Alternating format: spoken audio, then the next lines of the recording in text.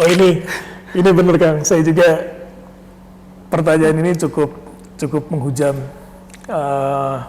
diri saya karena luput dari perhatian. Ada apa ini Bung Karno mengganti nama jalan menjadi Jalan Asia Afrika dan mengganti nama gedung menjadi Gedung Merdeka. Jadi ada semacam unsur-unsur simbolis kayak gitu.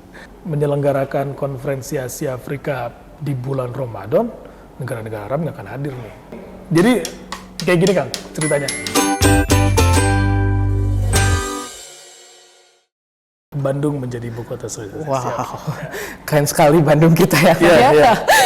Kemudian selain daripada latar belakang Bandung yang cukup kompleks ya gitu istilahnya, antusiasme masyarakat Bandung juga dalam menyambut konferensi Asia Afrika tuh begitu tinggi hingga banyak dari delegasi atau hampir semua delegasi mungkin ya jalan dari hotel mereka masing-masing menuju konferensi Asia gedung konferensi Asia Afrika gitu. Ada nggak sih makna di balik itu gitu kan? Makna di balik itu? Ya. Oh ini juga penelusuran yang cukup sulit karena ini sifatnya interpretatif. Makna dari Bandung Walk. Ini menyambung dengan nama jalan yang digunakan dan juga nama gedung yang digunakan. Nah, 7 April 1955 sebelum konferensi Asia Afrika digelar, Presiden Soekarno itu melakukan semacam inspeksi persiapan konferensi Asia Afrika. Ternyata momen tersebut dimanfaatkan oleh beliau untuk mengganti nama jalan. Jalan Asia Afrika yang dulunya bernama Jalan Raya Timur di masa kependudukan Jepang.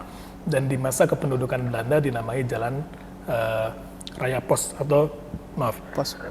Grote Posweg, betul. Nah, 7 April 1955 itu, Bung Karno mengganti nama jalan menjadi Jalan Asia Afrika. Selanjutnya, Bung Karno mengganti nama gedung menjadi Gedung Merdeka yang dulunya dinamai Gedung Société Concordia.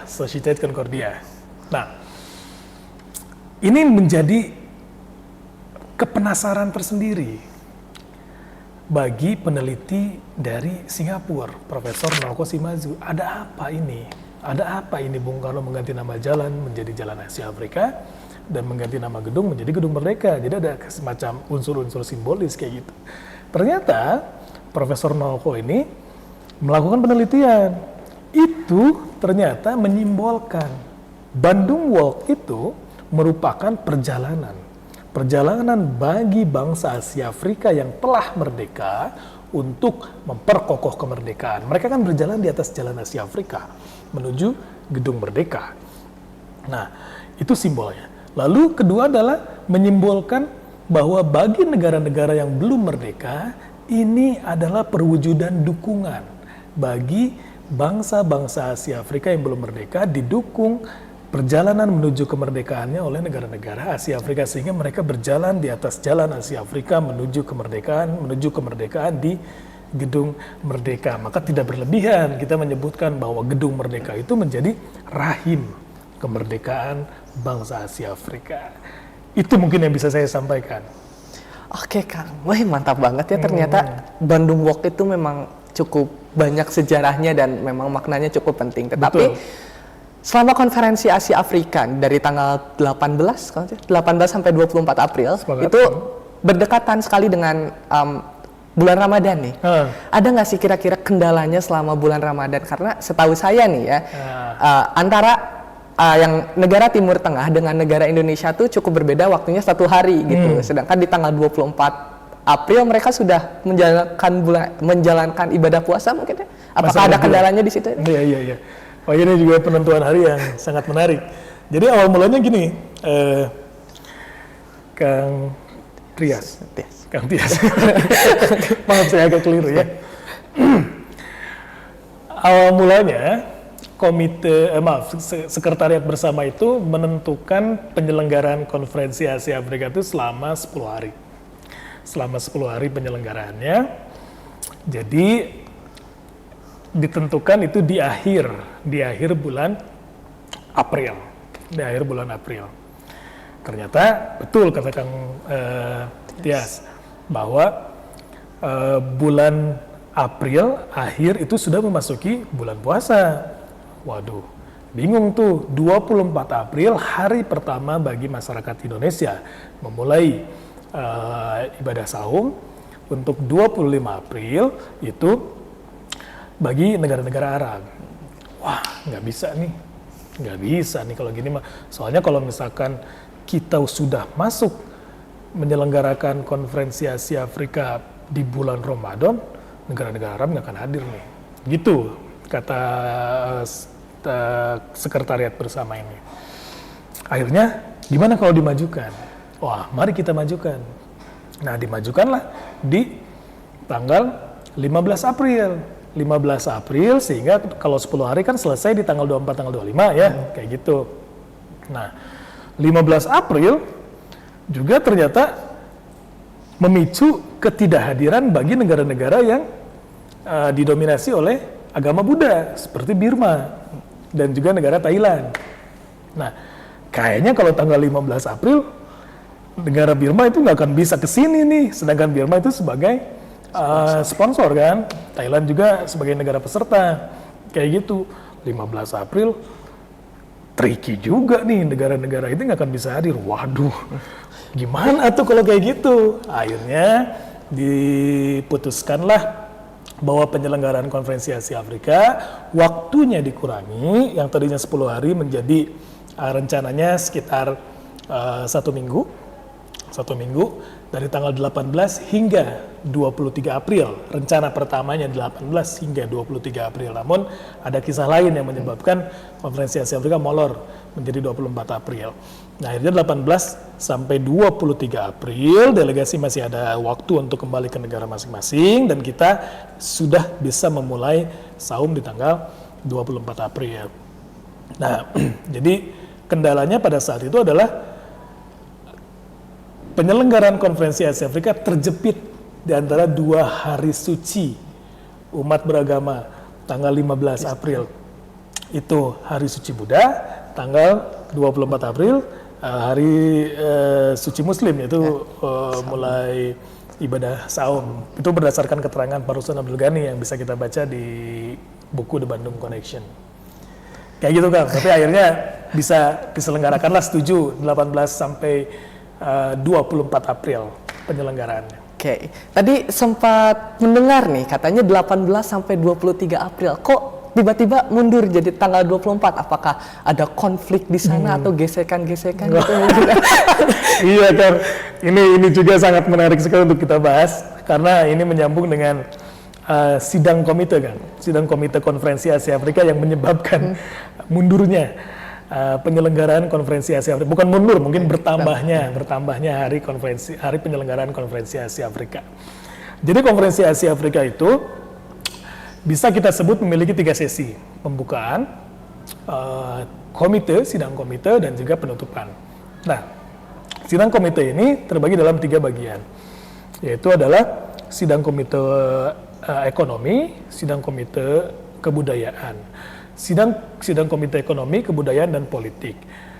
Singkat cerita, sidang komite ekonomi dan kebudayaan ini dinilai cukup lancar dalam menyelenggarakan sidangnya. Yang antara lain kalau komite kebudayaan salah satunya membahas mengenai bagaimana pemerolehan pengetahuan, informasi melalui pertukaran pelajar ataupun pertukaran pengajar dan lainnya. Lalu kalau misalkan konferensi lagi sidang komite ekonomi itu cenderung membicarakan aspek-aspek ekonomi seperti perdagangan, organisasi, dan lainnya juga. Nah, sidang komite politik itu pembahasannya cukup luas. Ada satu pembahasan yang nyambung tadi kenapa molor, yaitu pembahasan mengenai prinsip peaceful coexistence, yaitu hidup berdampingan secara damai. Pembahasan ini dimulai dari tanggal 22 April sampai tanggal 23 April masih belum selesai pembahasan ini.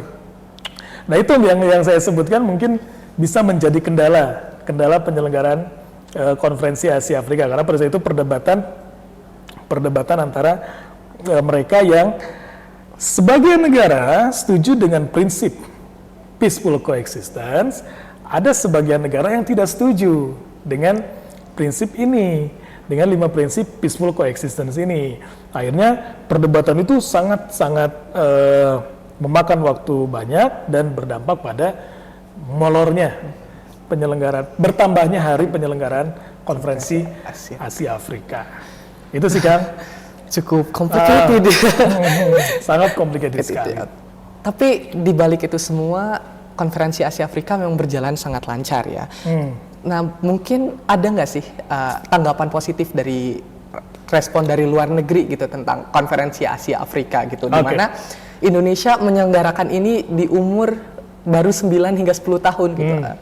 Dan Indonesia bisa gitu. Apakah ada tanggapan positif gitu dari pihak luar gitu? Iya, tentunya tanggapan positif yang lahir untuk konferensi Asia Afrika ini sebagian besar didominasi oleh para kaum intelektual. Para kaum intelektual yang berasal dari Eropa dan juga ada dari Australia. Afrika juga ada, Asia juga ada. Nah, mereka sangat menyambut konferensi Asia Afrika, dan memiliki harapan bahwa konferensi Asia Afrika ini menjadi jalan keluar bagi permasalahan dunia internasional pada saat itu. Nah, saya ingin mengutip terlebih dahulu ya, pesan yang disampaikan oleh para kaum intelektual ini. Ada pada saat itu apa? Ada Emily Bach, lalu ada juga, saya dari Australia itu dosen dari Australian University itu, C.P. Fitzgerald, dan lainnya yang mungkin nanti teman-teman bisa lihat di buku The Bandung Connection yang bisa dilihat di buku lagi di perpustakaan Museum K. Kutipannya sangat menarik, Kang. Beliau menyampaikan bahwa mereka ini, jadi kayak gini Kang ceritanya, meresponnya melalui surat yang dikirimkan dari mereka, dan isi suratnya seperti ini. Dunia telah jemu akan penindasan, dogma dan peperangan. Dunia telah jemu melihat nafsu penjajahan. Besar harapan tuan-tuan melalui konferensi Asia Afrika memecahkan masalah dengan merdeka untuk merumuskan dasar-dasar masyarakat baru. Kami berharap tuan-tuan konferensi Asia Afrika menjadi asoka untuk kembali menyatukan dunia berdasarkan cinta antar sesama dan dunia dengan masyarakat penuh saling pengertian. Wah, itu respon positif yang disampaikan oleh para kaum intelektual, katanya ya, intelektual dari berbagai belahan dunia. Wow, keren banget ternyata. Konferensi Asia Afrika ini memang sangat berdampak gitu kepada dunia luar, hingga banyak juga didukung oleh pihak luar gitu ya Kang ya. Tapi yang saya penasaran sih sebagai pemuda gitu ya, apakah pada saat konferensi Asia Afrika pemuda itu dilibatkan nggak sih dalam konferensi gitu? Oh ini bener Kang, saya juga pertanyaan ini cukup menghujam diri saya karena luput dari perhatian. Pertama, pada saat itu konferensi Asia Afrika ya didominasi oleh para, istilah katanya birokrat gitu, pemerintah kita, lalu masyarakat seperti apa gitu yang turut serta dalam konferensi Asia Afrika. Lalu kedua, konferensi Asia Afrika ya informasinya didominasi oleh ya masyarakat dewasa lah, kasarnya kayak gitu ya. Yang tadi saya sampaikan ke kaum birokrat. Bagaimana peran pemuda? Saya menemukan satu buku yang ditulis oleh jurnalis yang hadir di konferensi Asia Afrika, namanya tadi saya sampaikan ya, Jack Homer. Judul bukunya mungkin nanti teman-teman bisa cari, dan ini bukunya sangat komprehensif sekali dalam menjelaskan konferensi Asia Afrika. Bahkan beliau itu sampai menuliskan yang disiapkan di konferensi Asia Afrika tuh sampai selimut berapa jumlahnya kayak gitu. Wow. Di buku itu ya. Lalu apa itu tuh hidangan makan malam berjumlah 15.000 disiapkan kayak gitu. Lalu ada juga apa itu tuh 100.000 batang rokok. Wow. Ataupun apa itu cerutu yang didatangkan dari Amerika. Jadi buku ini sangat menarik. Dan di situ dituliskan satu paragraf, ada peran pemuda. Peran pemuda saat konferensi Asia Afrika. Mereka itu menjadi edukator, menjadi pemandu. Menjadi pemandu bagi para delegasi. Kalau sekarang mungkin LO ya.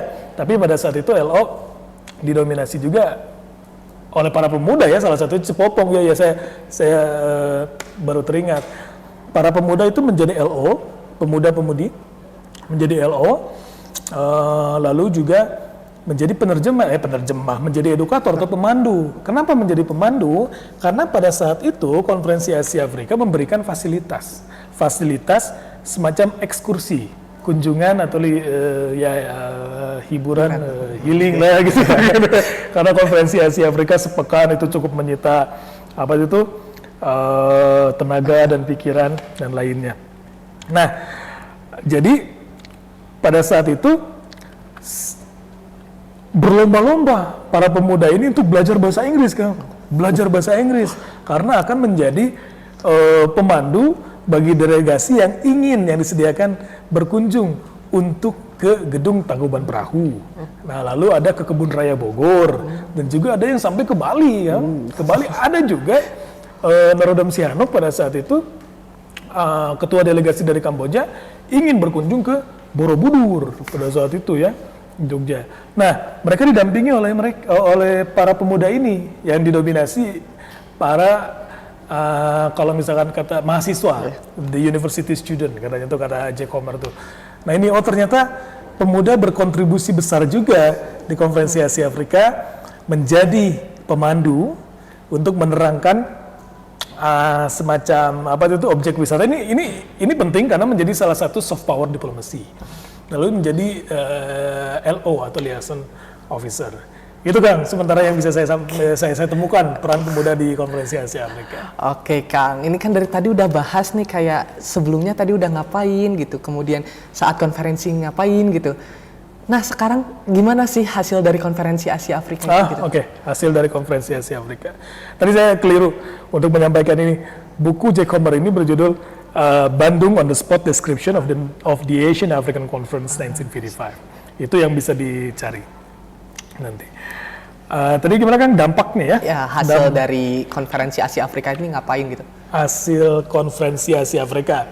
Saya mungkin mengutip lagi bukunya ini ya. Bukunya Jack Homer lagi. Pak Darwis Hudori. Jadi dampak konferensi Asia Afrika ini terbagi dalam dua katanya Kang. Ada yang disebut dengan Bandung Era, ada yang disebut dengan Bandung Constellation. Bandung Era ini menandai dekolonisasi di Asia dan Afrika. Jadi pasca konferensi Asia Afrika, kemerdekaan itu sangat kental dengan negara Asia Afrika. Bahkan terhitung pasca 10 tahun konferensi Asia Afrika, 36 negara merdeka, 2 dari Asia dan 34 dari Afrika. Jadi mereka merasa terinsafkan oleh konferensi Asia Afrika bahwa kita memiliki hak untuk menentukan nasib sendiri. Kita memiliki hak untuk menentukan nasib sendiri dan berpemerintahan sendiri. Sehingga dampak dari konferensi Asia Afrika itu pertama adalah dekolonisasi. Kedua, dampak dari konferensi Asia Afrika lahirnya gerakan-gerakan kemerdekaan di Afrika.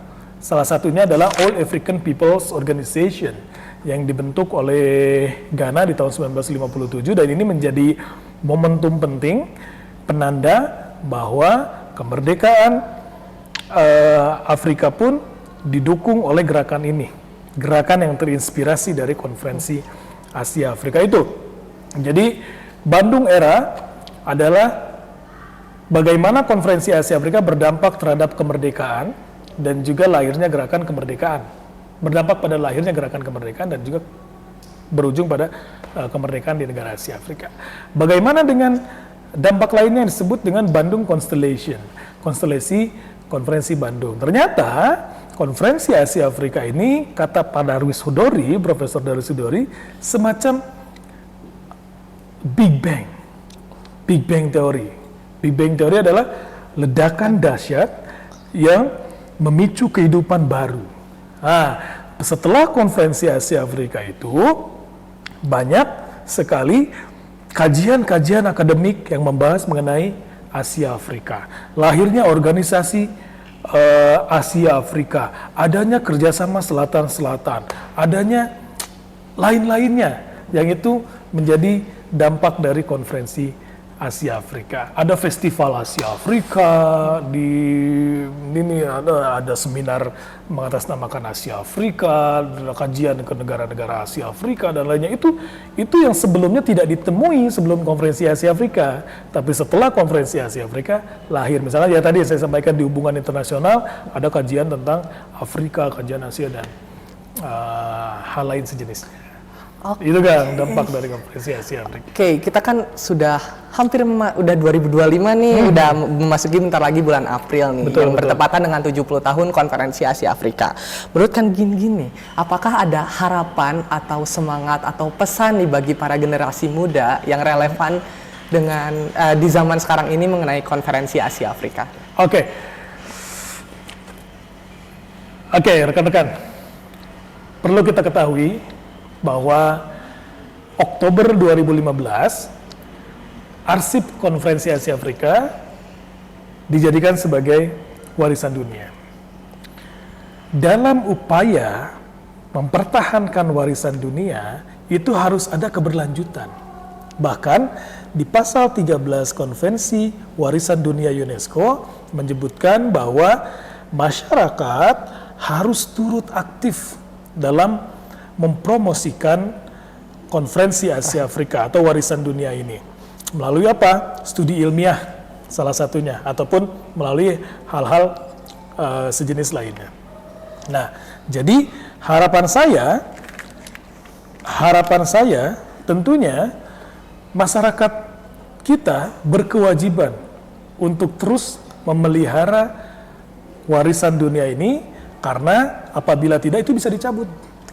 Jadi sudah menjadi kewajiban. Selanjutnya lagi, mempelajari nilai-nilai konferensi Asia Afrika itu ada hal yang keniscayaan. Jadi gini, sekarang arsip konferensi Asia Afrika dijadikan warisan dunia karena memenuhi 5 nilai universal.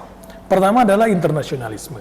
Kedua adalah kesejahteraan umat manusia. Ketiga adalah perdamaian dunia. Keempat adalah kebebasan, dan terakhir adalah kemerdekaan. Nilai-nilai ini masih sangat relevan yang harus kita teladani. Karena melalui nilai ini kita bisa mengedepankan persatuan dalam keberagaman. Nah, generasi sekarang harus mampu belajar kerjasama, saling menghormati, dan menjalin solidaritas dalam menghadapi tantangan global. Karena konferensi Asia Afrika itu kan persatuan dalam keberagaman. Perbedaan ideologi, perbedaan agama, perbedaan budaya, latar belakang dan lainnya, tapi mereka bisa bersatu demi satu tujuan untuk masa depan yang lebih baik. Lalu ternyata nilai-nilai konferensi Asia Afrika ini pun mendorong pada semangat kepemimpinan dan diplomasi. Karena kita sebagai masyarakat, terutama generasi muda, harus menjadi pemimpin yang menyuarakan kepentingan bersama. Itu karena semangat kepemimpinan konferensi Asia Afrika itu tidak secara egois, tapi menyuarakan kepentingan bersama. Dan juga konferensi Asia Afrika itu sebagai simbol pemberdayaan generasi muda. Konferensi Asia Afrika itu diselenggarakan untuk memajukan kehidupan yang lebih baik pada saat itu, terutama masa depan yang lebih baik, sehingga generasi muda harus belajar berperan aktif dalam pembangunan bangsa, terutama melalui inovasi, kreativitas, dan juga kontribusi positif lainnya di masyarakat. Sehingga itulah harapan saya nanti di 70 tahun konferensi Asia Afrika. Dan mungkin ada pesan penting yang bisa disampaikan, yaitu pesan yang disampaikan dari Bapak Ali Sastroamidjojo, Ketua Konferensi Asia Afrika, yang menyampaikan bahwa semoga kita terus berada di jalan yang telah kita tempuh bersama, dan semoga Konferensi Bandung, Konferensi Asia Afrika tetap menjadi simbol, menjadi inspirasi, menjadi mercusuar bagi kemajuan bangsa Asia Afrika. Oke, the last one nih. Ada nggak sih kira-kira quote dari Konferensi Asia Afrika 1955 yang bisa diberikan kepada generasi muda untuk sekarang gitu? Ya, tadi yang saya sampaikan, kutipannya adalah dari Pak Ali Sastroamidjojo, atau enggak saya elaborasi lain ya, bahwa kutipan lain yang mungkin sangat menghujam dalam diri saya, yaitu pidato dari Presiden Soekarno. Sebetulnya ini pesan penutup Presiden Soekarno pada saat membuka Konferensi Asia Afrika. Beliau menyampaikan bahwa jangan pernah menyesali pahit getirnya yang terjadi di masa silam.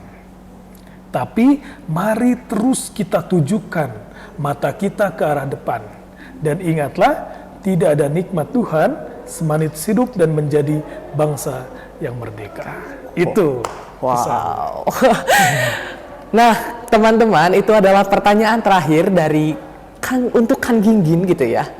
Dan saya ingin menyampaikan beberapa kesimpulan ya yang bisa didapatkan dari Dasasila Bandung, bahwasanya kita harus menjunjung tinggi dan menghargai kedaulatan hak dan hak asasi internasional, juga kesetaraan, kerjasama internasional, juga serta saling menghargai satu sama lain. Kang Ginggin, saya ucapkan terima kasih banyak untuk waktunya, untuk tenaganya juga, untuk pikirannya, serta ilmunya juga yang telah di-share kepada kita semua. Semoga apapun yang disampaikan bisa menjadi manfaat untuk kita semua. Insya Allah.